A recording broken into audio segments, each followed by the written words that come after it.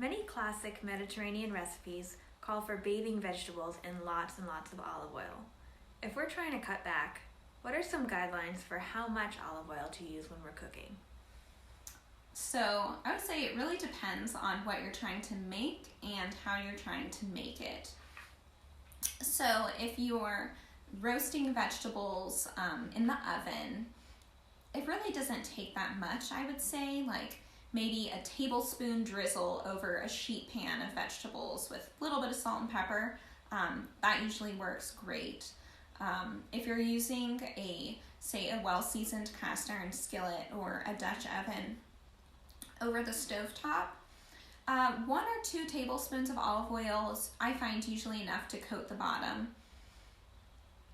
And it also depends too on what you're cooking. So for example, eggplant I find to be very absorbent and tends to require, quite a heavy hand with the olive oil. But on the other hand, cooking a more tomato-based dish, since they generally tend to be a little more liquidy, especially if you're using low or medium-low heat on the stovetop, then I think you really don't need as much. So I guess it sort of depends on what you're making and how you want to make it.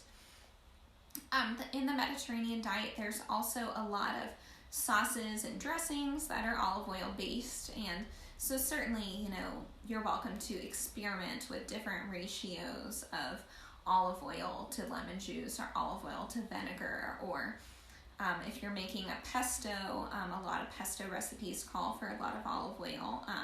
But if you have a really high-powered food processor or a blender that's really powerful, then sometimes you don't need quite as much as the recipe says in order to get it to blend well.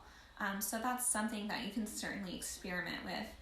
But again, having some olive oil or some level of fat in your diet is certainly very beneficial, just because it does help us better absorb those fat-soluble vitamins. And additionally, for example, if you cook tomatoes in olive oil, that can help our bodies better absorb the lycopene that's in tomatoes. Or if you cook carrots in olive oil, then that can help our bodies better absorb the vitamin A that's in carrots.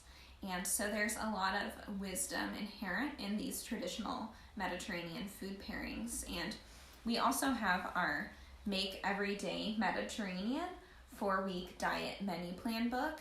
And in it, we have lots of recipes, and we generally do specify the amount of olive oil to use. So again, depending on what it is, sometimes it's more, sometimes it's less, but you're definitely welcome to experiment and see what works for you.